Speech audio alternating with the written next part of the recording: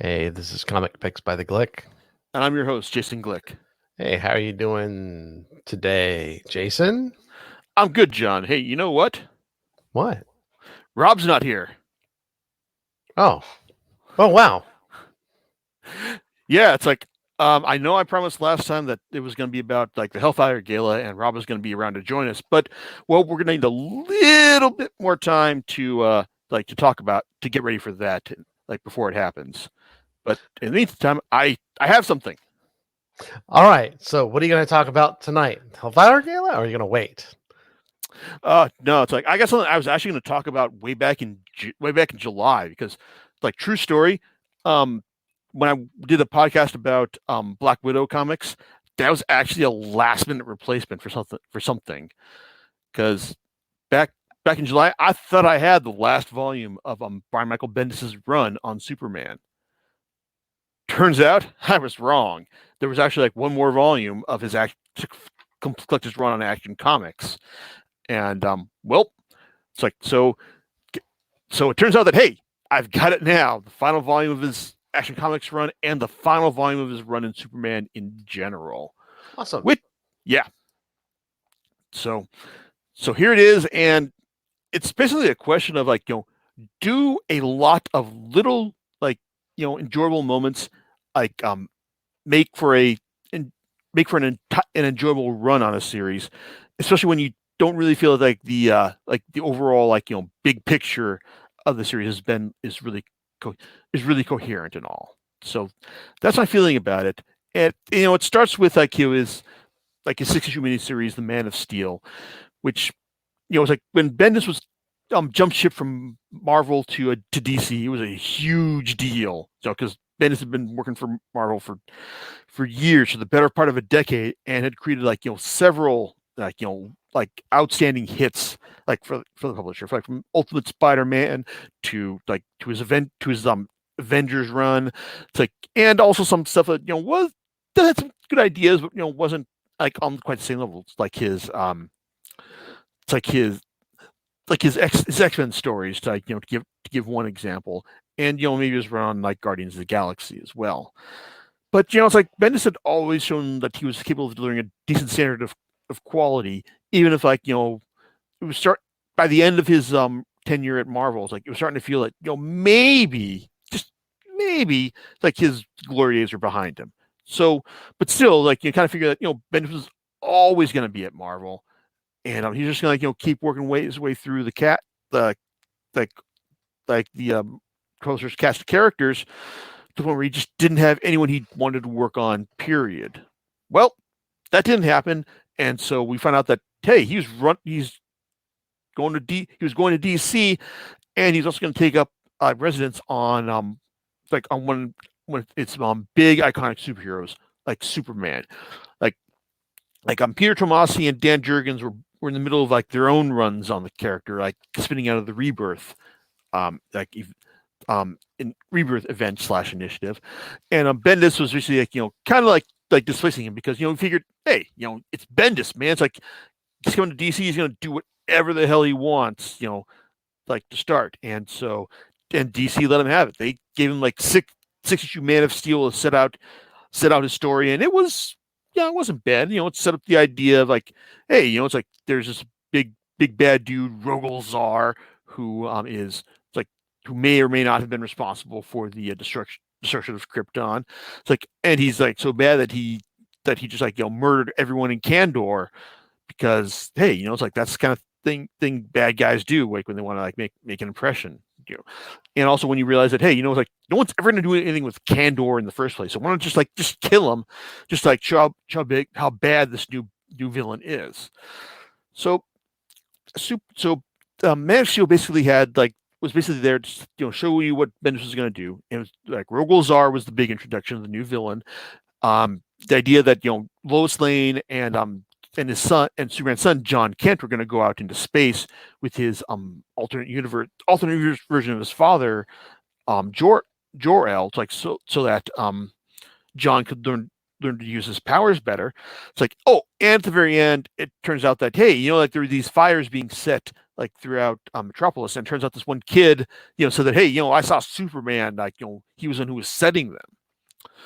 And so this is where we are when like it begins, like, Bendis's run with the twin volumes of Phantom Earth and Invisible Mafia.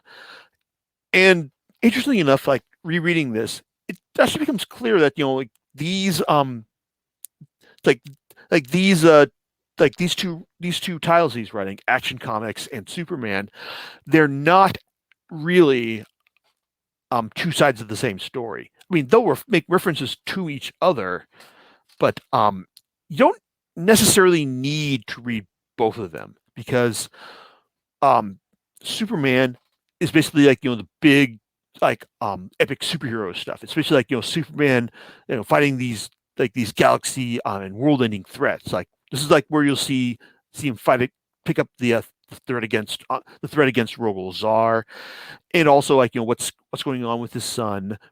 It's like, and also the eventual formation of the United Planets, because this also kind of sort of ties into his Legion of Superheroes run as well. And I gotta admit, it's like I kind of like seeing that Bendis is like is building like a continuity between like the titles he's writing on DC, because his Action Comics run, which is definitely the more street level of the two, because it focuses on like the quote unquote invisible mafia, because it turns out there's some criminal element that has gotten wise to how Superman operates, like in Metropolis. And so they're doing like things like they only meet in big lead lined pipes that Superman can't see through. And they don't say Superman whenever they're meeting with him. They say like the alien. It's like, or just like stuff that doesn't identify him by name. It's like, and that kind of stuff is fun. It's like, and there's also like another new villain like in Action Comics, like the Red Cloud, who's a villain who's like as the name implies, like a red cloud. It's like someone who is like intangible. It's like, and is very good with like with it's like with choking the life out of someone, and even physical attacks. So someone who can't be directly punched like by Superman into submission. Oh, and it turns out that she's actually like one of the new reporters at at the Daily Planet. So it's like there's also just intrigue that's set up in these first couple of volumes. The thing is though that as Bendis's runs goes on both titles, it's like it shows you that he's got like some big ideas. Like I said about the setup of like the United Planets government, and that's something that it's like it kind of feels like it's something like he can like he's trying to like willing to being just by saying it. It's like, and it's like, and that's, and you just can't do that. You need to actually like, set up the groundwork of just like showing you like how these planets come together. It's like, and it's just, and it doesn't quite have he doesn't quite pull that off over the first couple of volumes. And then there's the big reveal of like Superman like saying like, oh, I'm going to reveal my identity to everyone, which happens in the third volume of his Superman run, like The Truth Revealed. And it's like there's a lot of good stuff about that. It's like in the sense that there's a lot like the details are good, such as when you find out like when Perry Wright meets with like Clark Kent afterwards, and he tells him like, okay, Clark, I gotta fire you for June, but I'm gonna hire you back as Superman. And that's really cute. And then he says like, yeah, it's like I look forward to having you it's like having you like get all your stories in online on time, And Clark's like, that wasn't actually an act, Perry. It's like, and Perry's like, what? Okay, I can believe you. It's like, like not getting your stories in on time because hey, you have to go somewhere, but just saying that you can't get in your stories on time because even if you've got super speed, it's like that's kind of cute. And also like Superman saying, then Clark says like, yeah, I was just like doing all those typos as an act of marital solidarity with Lois, and Lois is like, oh, it's so sweet. So it's like it's cute and all. It's like, but at the same time though, doesn't really feel like there was like a huge need for Superman to do this. Like it was just kind of like hey, you know what? We're just going to go ahead and reveal Superman's identity after all this time. It's like, okay. So doing that just kind of feels weird, but I will say that DC does seem to be DC and Bendis seem to have done a better job of justifying it after the fact. Basically, in the sense that like in the final volume, mythological, like Superman basically acknowledges that okay, it's like my dad came back from the dead. My son like grew up like years without me. It's like I mean, this is like maybe this what I was doing with like revealing my identity was just a like a means of like trying to exert some control over my life.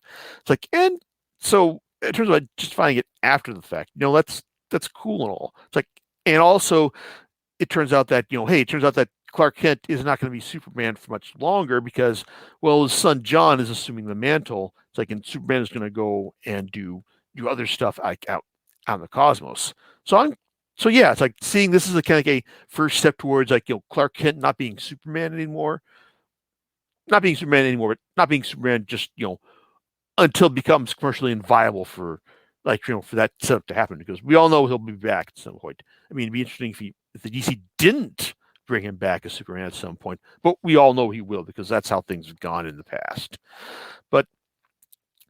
But yeah, it's like that kind of thing is just kind of like it just kind of feels like it just felt weird reading it there. And same goes for like it's like the final. I guess like to keep on with like the Superman line. Like like it's like there's like the final volume mythological it continues like the fallout from Superman revealing his identity. It's like hey, it turns out that like the other it's like that one of the other big like news like in newspapers in the plant like on the it's like in Metropolis are also like have their own plans for like for this as well. And there's also like an interesting two-parter where Superman meets up with the current Doctor Fate and fights one of the lords of chaos. It's fine. It's like it's good. It's like it's a good little two-parter like story for what it is, and especially like one of the ones where Superman realizes like what's like the level of chaos that's going on in his life, for lack of a better term. But and then there's the final story, which is about which has an interesting idea. It's like it's the title story, mythological. Basically, an alien race witnesses like Superman or like Kal-El being shot out from Krypton and like being sent to Earth, and they realize that oh my god, it's like so he's going to be grown up to be like a monster, like a giant weapon, like under like Earth's yellow sun. Oh my god, what do we have in order to combat that? And that's an interesting setup. Just the idea, like like what, how's like like Superman going to be revealed, like can be viewed by this alien race. It's like in terms of like just like his power and what what he can do, and what happens to like the person who is like chosen to be like this race, the Sinmar. The Sinmar is Utopica, for lack of a better term. He it's like they're like what's he going to do when he's chosen to be their like basically their Superman, their ultimate weapon, and then nothing happens. It's like it's a story that kind of like subsists on that idea, but kind of like as it plays out, it's just like a lot of like a Superman and the Sinmar Utopica, fighting like 4 issues. And while I appreciate the idea that that Superman is just going to try his best to like say, I don't want to fight you, but he has to hit him anyway, just because the guy just won't stop fighting, won't stop hitting him. It's it's an idea that it's a storyline that that's more entertaining in concept than it is in actuality. Even as the very end of it plays onto the idea of like the like the United Planets concept finally paying off as like as a group of as several of its members show up to help Superman out like in his time of need against the Sinmar Utopica. And then the volume ends with like Superman and Lois like talking to this girl on the it's like on the roof of a of one of Metropolis's like buildings, and saying how much they like her they like her music and they just want to it's like they just want to like just have her serenade her have her serenade them for a bit, and it's nice. But it's yeah, like this the Superman this run of Superman is a it's like all the big superhero stuff, and it's like if you kind of like your superhero like action where it's like like like big high concept stuff where it's like people are fighting for the fate of worlds. It's like it's like then yeah, this is like the Bendis run you'd want to read. And there are lots of little good stories here. And I also want to mention that the Truth Revealed, where the volume where Superman reveals his identity, also collects the two special issues where it's like where his friends and his villains, react to this. And those are some really good anthology stories, like anthology issues, especially for the bits where Matt Fraction and Steve Lieber, like, offer their perspectives on it. From basically like Jimmy Olsen, like realizing that hey, first I thought there were only two people who called me Jim, but then I realized there was only one. That's cute. But then there's the bit in the villains issue where Lex Luthor like finds out there's someone's left 99 messages on his answering machine. And the first one is just cackling laughter from the Joker. The next one is more cackling laughter from the Joker. And the more is just like after all the rest is just cackling laughter from the Joker, with him saying at one point, "Oh, Lex, you didn't know all this time." It's like it's pretty great. As is like their 1 page 9 panel interpretation of Steve Lombardo just like fuming at the idea that Superman was Clark Kent, him. It's like it's even if like the moment that the idea like Superman suddenly revealing his identity felt like came from right out of nowhere. The effort to justify it was actually pretty strong. But to get back to the action comic side of things, well, while Invisible Mafia, the first volume, was pretty strong, and I think that does a great job of like setting up the it's like this idea like a criminal element that Superman isn't aware of and that has gone through great lengths to make themselves invisible to him. It's like was pretty strong. It gets put on the back burner immediately in the next volume, which is called Leviathan Rising, and because it's basically a 5-issue setup for Bendis and Alex Maleev's Event Leviathan miniseries, which meh. It's like it was just like 6 issues of just like who is Leviathan? And it's like, oh wait, it's like the guy who used to be Manhunter. It's like, oh, man, and you're probably like, wait, who is Manhunter? Manhunter who?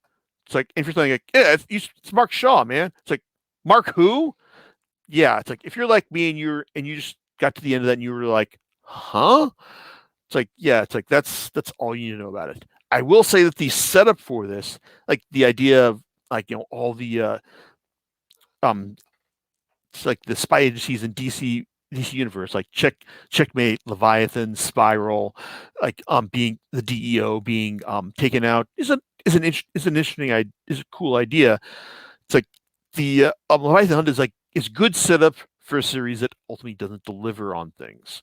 The follow-up volume, Leviathan Hunt, sounds like it's going to be more of the same, but it actually gets back to the business of the Invisible Mafia. It's like even though like Leviathan does make his presence felt in a couple of issues, this is mainly like more of like Bendis getting back to dealing with the problem of mafia, and also like introducing like his his new character like Naomi, who's soon to be getting her own TV series. Like I can't remember if it's coming straight to HBO Max versus coming to the CW and then HBO Max, but yeah, she's getting her own series. It's like introducing her to the wider DCU. It's like and it's nice. It like her introduction is pretty it's fun and all. It's like and Superman does a good job of like being a good mentor to her. And there's another fun moment where she's interested in the idea of Leviathan as Batman is examining her, and she's like, "Wait, who's Leviathan?" And she's like, and Batman's like, according to your pulse, not you. So yeah, that's cute. And also he also touches into like one of the things that was going on at the time was Lex Luthor, becoming the Apex Lex version of himself, like Scott Snyder's run on Justice League, and giving special gifts to like to other villains in the DCU, including the Red Cloud. He gives her like a an upgrade that allows her to maintain her form like at all time because she was having some problems with that. And also it's like even though Luthor is like the definitive Superman villain, he's not someone who factors into Bendis' run on a huge level, mainly because of the fact that Snyder was using him as the main villain for his Justice League run at the time. Still though, it's like he does show up like every so often, and he even gives Lois Lane a special box, a lead lined box, of course, because Superman can't see through lead, and it also leads to them realizing like who's actually the new owner of the Daily Planet, and it's bad news for them because just when they thought they had caught a break, as a print publisher in a digital world, well, it turns out Lex's gift is very much a poison chalice in that regard, and this is like the one time where the runs do cross over because the bits where you find out about how what Luthor gave them, do are specifically in those two issues where Superman the villains and the heroes react to Superman's outing. So basically, it's while you can read like Superman by Bendis volumes 1 through 4 without touching Action Comics. If you just want to read Action Comics, you either need to pick up The Truth Revealed or pick up Superman Heroes and Superman Villains 1, the single issues, just to get the full story. And because after that we get the one volume where Luthor does have a big role in it, and it's Metropolis Burning, where it turns out that his Legion of Injustice decided to take a break from harassing the Justice League and decided to harass Superman specifically, because it turns out that they've decided to team up with Leviathan and the Red Cloud to help not really to basically burn Metropolis to the ground, but really take the fight to Superman in Metropolis, because they know it's the one place that he won't go full strength, because if he did, then it just leveled the entire town. And on one hand, that's a solid enough premise. And there's some good superhero reactions. It's a storyline that doesn't quite come together, because it basically hinges on the idea that Leviathan is going to betray Luthor in the end, because he realizes that because Leviathan really does want to make the world a better place, but he's doing it in a way that's going to leave a lot of good people in bad places. And Superman's not about that, and also Luthor also figures that he's got the Red Cloud under his thumb because of the upgrade he gave her. But it's she's not also the one who's going to who wants to go answer Luthor's beck and call, just because say, hey, all right, look, you got Sprint under your thumb, now go and kill him. And she's like, yes, I kind of want to, but because you're the one who's saying that, it's I'm not sure I want to do that, really. It's so yeah, there's some, I said, good ideas here, but not, but it's in the end, it just kind of feels it's we're gonna Luthor is in Justice League is gonna fight Superman and some of his friends for a bit, and then it's all gonna stop, because it turns out that Luthor's alliance wasn't really as solid as he thought. Now, well, there's it's probably a good point to be made about Luthor and his arrogance right there. It's the story isn't quite the one that makes it. Still, though, we get the final. It's the finale of a Bendis' run, and I guess if you're going to read one volume last, it would probably be this one, The House of Kent. The volume that I should have waited on, in order to do this series right the first time. That I did wait to do this series right eventually. Gotcha. So it's like it's basically it focuses like on the it's like on the Red Cloud and her efforts to try and finally do Superman in like on her own terms, and also the leader of the Invisible Mafia in her attempts to just try and like finally bring it's like bring Metropolis under her control, and specifically the Daily Planet. And she's got some plans to do that, specifically like by revealing that Lois Lane is not from this universe. Oh, and also Superman has to deal with the idea that um, that hey, Connor Kent, hey, he's like he's a version of Superboy from the previous universe, and just what is up with that, man? So yeah, it's like Bendis does try to like, make a lot of nods to the ideas like, hey, like the DC universe, it's been rebooted a couple times, huh? Isn't that strange?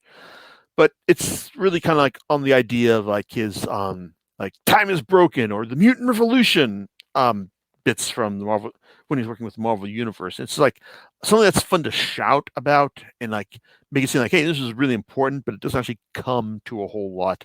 It's like in the end. And there's some and again there's some good stuff here. It's like the fight with the parasite from another dimension was cool. It's like the bit where Lois Lane challenges Agent Chase to figure out, oh no, you can figure out what's going on. I trust you. And the ultimate choice that Superman gives the Red Cloud when he finally gets her dead to rights. It's like I think it's definitely believable. It's like it's kind of like morality like I like seeing like Superman on hand to like to deal with. But and then you get to like the final couple pages, which is just Superman and like Clark and John just realizing, hey, we don't have to let's not save the world this time. Let's take a whole day to ourselves and just do like a lot of just help a lot of people. And like these last couple pages are definitely are definitely fun. Just seeing him working with his son, like just to, like make the world and make Metropolis like a little better like by their actions, and that's good. It's like so even if there's a lot of stuff here that doesn't work, like in terms of the big picture stuff, there's so many little things here that I look at this and think, it's like even if it didn't come together, I still wouldn't have mind seeing Bendis like go on for like another couple volumes on either series, just because he seemed like he did have a good handle on all the characters to the point where like it's like all these great character moments were like a lot of fun to observe. It's like, and it was, it's like, and overall, it's like, I did enjoy rereading these. It's like in the end, especially since there's a lot of good art like through each of these series. Like the majority of his Superman run is illustrated by Ivan Rice, and the guy is just like just it's fantastic with like all the detail he provides. It's like, and he's good with like the big like epic superhero moments as well. It's like, and also his buddy Kevin McGuire, who's also like a veteran DC guy. He's the guy who helped illustrate the classic Justice League run from the '80s with Giffen and DeMatteis. He does he does a lot of great work for the couple issues that he's called in to to illustrate here. It's like and Invisible Mafia. I'm sorry. Action Comics has had some. It has like a lot of different artists from Patrick Gleason to Ryan Sook to like, Yannick Paquette, Steve Epting and Simon Kudronsky each did a volume apiece, and then John Romita Jr. basically illustrated the last two volumes, and his work is like as energetic. It's like and spot on as you'd expect from the man. It's like I really liked it, and I think that the art for all this stuff is really strong. It's like, is it enough to like basically say like something I want to recommend to everyone? No, but I think that in the end, like if you like Bendis, it's like, and if you like Superman, it's like then yeah, I'd say you probably want to give it a shot at some point. Maybe wait until DC starts releasing like big volumes of his stuff. Like I can't remember if they have, they probably already have, but yeah, once they really start releasing like his like versions of it, like collection of his stuff, like in omnibus format, then yeah, I'd say check it out. So not the greatest Superman run of all time, no, not by any means, but overall, it's like a lot of fun. And like I said, it's got a lot of little things that I liked a lot about it at the end. So there you go. Well, that sounds cool. So, oh, All right. Well, that sounds like a little bit of a recommend on your I do. behalf. It's like, yeah, I like it. It's like like I said, I enjoyed rereading this stuff. Cool. You know what you're going to be talking about next time. Well, it's like if everything goes well, then yeah, Rob will be back with us to talk about X-Men: The Hellfire Gala and how the X-Men are going interplanetary. It's like in the next stage of their run. Interplanetary. Well, that sounds awesome. So we'll check it out next time on Comic Picks by the Click. All right, laters.